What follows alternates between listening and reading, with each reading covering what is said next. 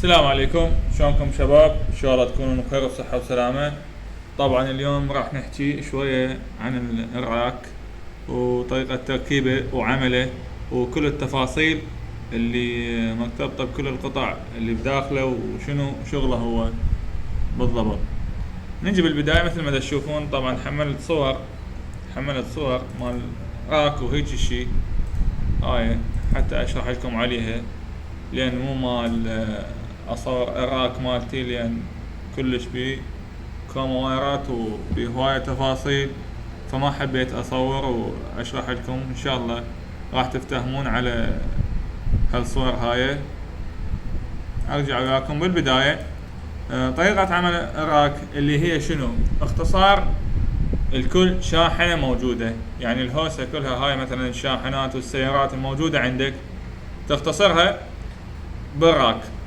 الراك شنو؟ مثلا هذا الراك اللي هو اول شيء البوكس، هذا البوكس بالبداية راك. نيجي شو ربط بالراك اللي هو مثلا شنو داخله؟ اللي داخله باج بانل، اللي داخله هذا باج بانل. هاي الباج بانل شنو مثلا؟ هاي مثلا عندك من السويتش هاب، مثلا من تخلي السويتش هاب يعني بالاعلى او بالاسفل داخل الراك اللي راح تربطه، هذا يعني سراوات هيك شيء. فمن تخليه فوق السويتش بداخله، فواحد من عندهن، واحد من المنافذ او السرة مثلا بالاسفل، السرة هذا مثلا باور وداتا. من يقول لك بي او اي وداتا زائد داتا بالحافة تنكتب هنا بالحافة تنكتب. طبعا هذا فد باج بانل توضيحي، والباج بانل الحقيقي ينكتب باور وداتا هنا على هاي الحافة او هنا، وبي ليد يعني او جلوب هيك صغير يشتعل احمر واخضر. اذا غلط يقول لك احمر، اذا صحيح يشتعل اخضر. ارجع وياكم. الباور داتا مثلا البورتات كاتب لك عليها باور داتا. شنو باور داتا؟ باور داتا مثلا يجي مثلا من قطعة عندك قطعة 912 لينك، عندك قطعة مثلا سيكترات تثبت بيها، وكل هاي طبعا كل قطع البرج 24، كل قطع البرج 24 فولت. وتربط يعني ورا ما تربط الباور هنا مثلا بالاسفل، انت مخلي السويتش هاب عندك الرئيسي بالاعلى، وعندك ربطت القطع مالتك بالاسفل. لنفرض انه مثلا اللينك مالتك خليته بالقطب مثلا او بالبورت الاول، تجي من هنا بالقطب الاسفل هنا ربطت اللينك مالتك. هنا بالواحد شو تسوي؟ هنا مثلا اكو اسلاك صغار، طبعا اللي هي كات 6 وكات 5 صغار موجودة بالصناعة. احنا عندنا ببغداد موجودة من شمس المعرفة ومكاتب هواية اللي هي عهد الجديد، قطع تقريبا نص متر 30 سنتيم هيك شي، تربطها من الواحد. طبعا الواحد للسويتش، من الواحد للسويتش. مثلا عندك البورت الاول اللي قايل لك الشركة اللي هو هذا مثلا لللينك، اذا عندك 950 مبرمج لللينك، هذا واحد إله مثلا. هذا دخول اللينك اللي هو مثلا نفرض بالاسفل اللي دخلت هنا البورت اللي السلك اللي يروح لللينك اللي جاي من اللينك العفو. هنا الفوق يعني سلك صغير من عنده للبورت مالت اللينك اللي الشركة مخليت لك انه هذا يعني خاص لللينك. وهكذا السكترات مثلا تجي بالاسفل تربطها، اللي هي كاتب لك باور وداتا. الداتا شنو معناته؟ الداتا السايد الداتا، هذا الداتا يعني اسلاك من راح تربط بالاسفل، تربط السكترات وهيك شيء، القطع اللي تبث عندك بالاعلى يعني اسلاك صغار، يعني تربط بالسويتش، كلها بالسويتش. يعني ورا ما تجي تربط هذا هنا يعني بالاسفل.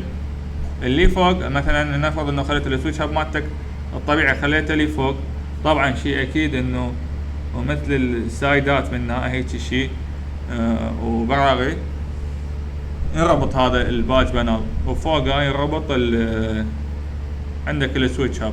طريقة عمله شنو؟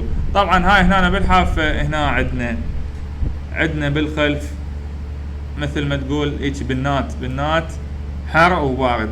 يقول لك ها شنو البنات؟ هاي البنات تستقبل مثلا فولتية 24 و24 راح مثلا اللي يشغل لك القطع مالت البرج اللي هي كلها تقريبا 24.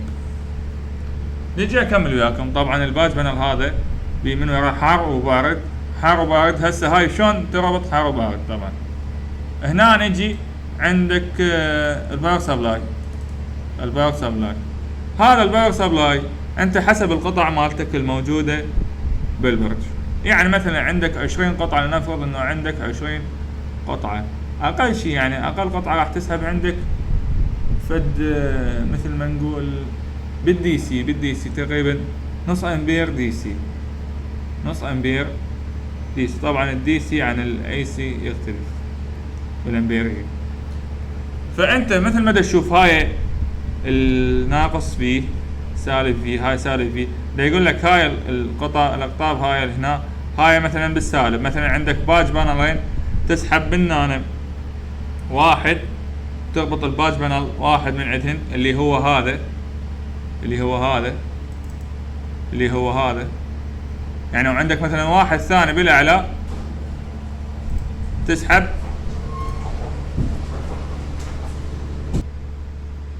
ارجع اكمل الفيديو وياكم. طبعا صارت عندي في شغله بسيطه وقطعت الفيديو.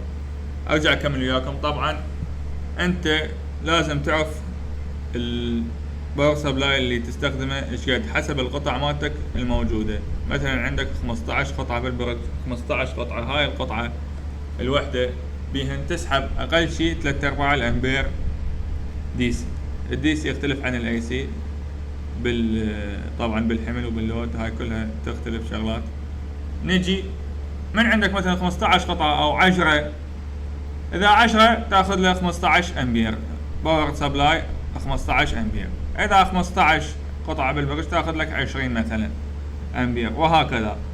كل ما مثلا عندك قطع تزيد فرق مثلا 5 امبيرات على الباور سبلاي. عندك 10 تاخذ ابو 15 امبير باور سبلاي. عندك 15 تزيد مثلا تاخذ ابو 20 امبير، وهكذا. الربط مال الباور سبلاي ويا الباج بانل شلون راح يكون؟ تجي طبعا الكهرباء بالبداية تاخذها من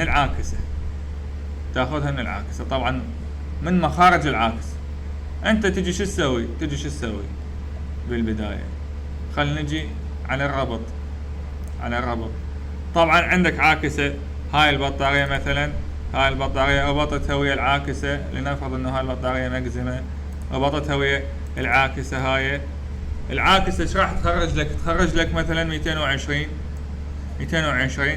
انت تجي تحور هذا السيار او هذا المقبس بالفصحى، تربطه بالعاكسة من الخلف باليو بي اس هذا من الخلف، وتخرج هاي شو تسوي؟ هاي المقابس اللي 4 مثلا، هاي شنو؟ هاي مثلا اذا عندك باور سبلاي او 3 او 4، تجي شو تسوي؟ عندك هنا هذا الباور سبلاي هذا، وهذا وين هذا المقبس. تجي انت شو تسوي؟ هذا الاي سي منه العاكسة مجهزة، يعني هذا مربوطة بالعاكسة. العاكسة مجهزة هنا بالسيار هذا 220 واصلته مستقر، يعني من تنطر الكهرباء تبقى ثابتة الكهرباء هنا. انت شو تسوي؟ هذا البليك يعني راح يربط بالعاكسة، والعاكسة راح تستقر بها الكهرباء. هنا هالاي سي هذا ايش دا يقول لك؟ هنا مدخل الاي سي، الكهرباء الاي سي. انت شو تسوي؟ تاخذ منها حار منها بارد. تنتبه لازم هذا الارث مالك علاقة به، هذا علامة الارث مالك علاقة به، هاي علامة الارث مالك علاقة بها. تجي تربط الحار والبارد، تسوي لك هيك مثل راس بليك او هيك شيء. وواير انصح طبعا مو واير عادي، تسوي لك هيك فد واير بسيط مثل هالواير او مثل هالسلك هذا. طبعا تجي تربط براس بليك وتخليه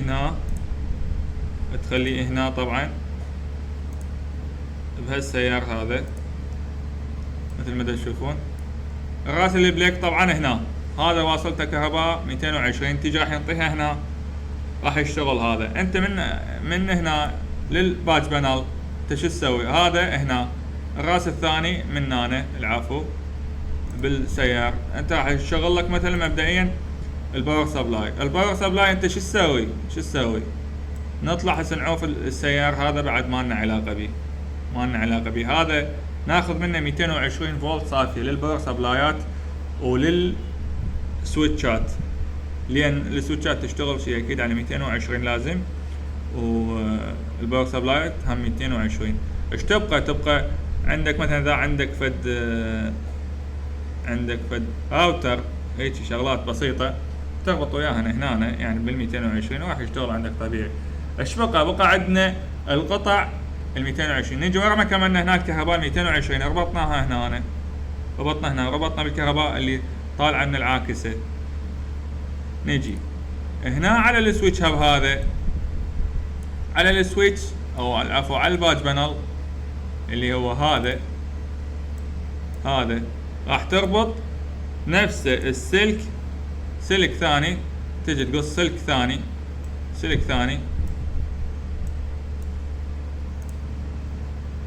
ثاني تربطه هنا مثل ما تشوفون، هاي في سالب في زائد موجب، عفو، تربطها هنا، هذا بالباج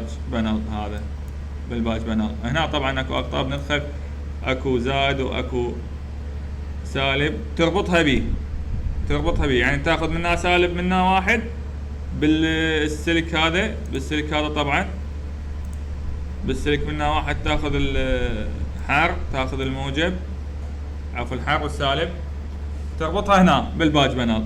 هاي منين مثلا تاخذها من السالب هذا، سالب تربط بالسالب واحد منها، تاخذ سالب واحد وحار منها، وين تربطهم؟ هو نفس السلك اللي طالع من هنا تربطه بالباج بانل اللي هو هذا، وتشغل من ناحية تشغل هذا كلية البورتات هاي راح تشتغل عندك 24 فولت الكل قطعة. راح تربط انت القطع النازلة، يعني الاسلاك اللي نازلة من البرج راح تربطها بالاسفل مثل ما قلنا ببداية الشرح. والفوق هاي الاقطاب الفوق اكو طبعا اسلاك يبيعوها موجودة جاهزة، او انت مثلا اللي عندك او تحب تسويها على ايدك. من عند هاي الفوق تربطها بالسويتش هاب الموجود بالباج بانل اللي هو هذا باج بانل. مثلا الباج بانل انت كيفك تريد تخلي لي فوق، تخلي جوا بالقاع معلق وهكذا. واكو شغلة ثانية مثل ما تشوفون هالباج بانل هذا يعني بالخلف اكو بيهن سيارة، يعني سيار جاهز. هذا السيار تربطه ويا السيارة اللي جاية من الكهرباء، يعني اللي خرجت من اليو بي اس، مو خرجت 220 تنطيها 220. وشوف شكو عندك مثلا سويتش هاب مثلا تشغلهن واحد وهكذا. واكو شغلات يعني شغلات بسيطة اللي هي مثلا افضل ان تاخذ لك سيار او مقبس بالفصحى اللي هو هذا، ابو الدقمة مثلا. هنا عندك دقمة هيك شيء، انت من تطفي البرج يعني تطفيه كاملة، يعني افضل هالملاحظة هاي تطبقها. انت ما راح تربط هاي المعلومة، خليها ببالك، خليها من تطفي مباشرة. بس من تيجي تشغل مثلا كل 5 ثواني، مثلا خليت هنا الباور سبلاي، تيجي شو تشغل مثلا على هذا الاول، البلك الاول مثلا خليت عليه السويتش هاب، شغلت السويتش هاب، تيجي شو تشغل وياه ورا 5 ثواني الشغل ورا الباور سبلاي. يعني افضل ان السويتش هاب الشغله قبل الباور سبلاي، وهكذا بالتشغيل واحد. يعني افضل ما تشغلهن كلهن سوا ولا تطفيهن اوكي بالاطفاء، من تطفيهن كلهن سوا. بس بالتشغيل يعني مرات تصير فصلة عندك، يعني اللود كل اللود راح يصير على العاكسة، والعاكسة شوية تفصل. فهالمعلومات هاي طبعا حبيت افيدكم بيها. نجي نظرة عامة مثلا على كل الراك او كل الشغل مالته. مثل ما تشوفون هالراك هذا طبعا صورة ماخذها من الجوجل، بحثت عليها. تجي شرح عام راح اقول لكم على السريع حتى كفكرة عامة تبقى ببالكم. بالبداية مثلا السويتش او العفو اليو بي اس العاكسة الماكسيموم مالتنا مربوطة طبيعي ويا البطارية اللي طالعة من العاكسة طالعة من عندها مثلا 220. ال 220 هاي بالبداية وين راح تروح؟ راح تروح للباور سبلاي والسويتش هاب، يعني مباشرة للباور سبلاي والسويتش هاب. الباور سبلاي تاخذ من عنده مثلا حار او بارد، اللي مثل ما شوفتكم نسوي مثلا واير تربطه بالباج بانل. الباج بانل راح ينطي القطع مالتك مباشرة. القطع تبقى الاسلاك الصغار، يعني تربط السويتش هاب فوق الباج بانل وتربطها باقطاب صغار هيك شيء باسلاك صغار. مثل ما تشوفون هاي بالصفر هاي موجودة من عندها. لنفرض انه هذا السويتش مالتكم الجو بالاسفل وهذا الباج بانل مثل ما تشوفون هذا ماخذ باور بنا ومنطي داتا للسويتش هاب.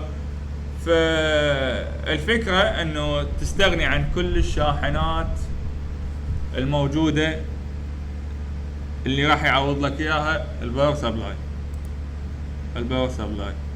فراح تشتغل عندك الشبكة طبيعية ان شاء الله. واي اشكال عندكم اتصلوا بي، طبعا الرقم مالتي موجود راح اخليه باسفل الفيديو. اتمنى كفيت ووفيت، ولو هو الحكي هواية طبعا بخصوص هالموضوع، بس هذا الحكي العام.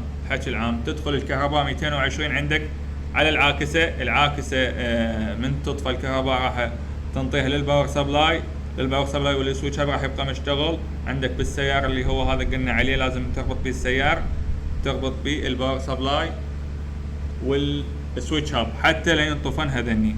غير ما ينطفن هذني السويتش هاب تربط ويا الباج بانل اللي هو من عنده تدخل اللينكات وتدخل السيكتورات كلها حتى لان هو ينطي 24 فولت راح يشغلهن.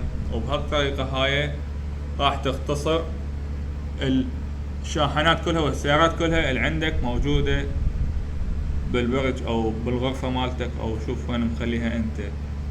اتمنى اكون كفيت ووفيت، وشكرا لكم، واعذروني على التقصير، واي شغلة تحتاجوها اتصلوا. وارجع واذكر القطع موجودة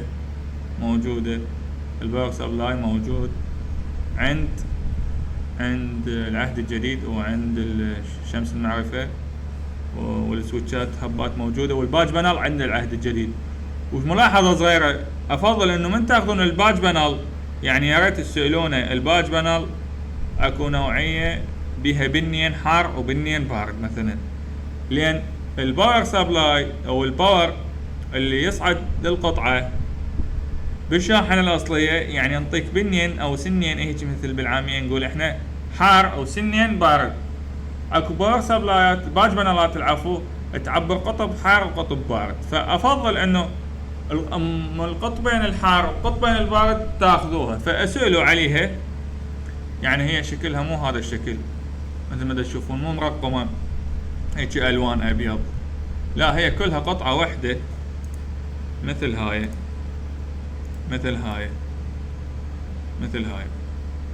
هنا يكتب لك باور وداتا، يعني يصعد لللينك او بالاعلى يكتب لك باور وداتا، والجوا الداتا الاسلاك الصغار اللي تربطها بالسويتش.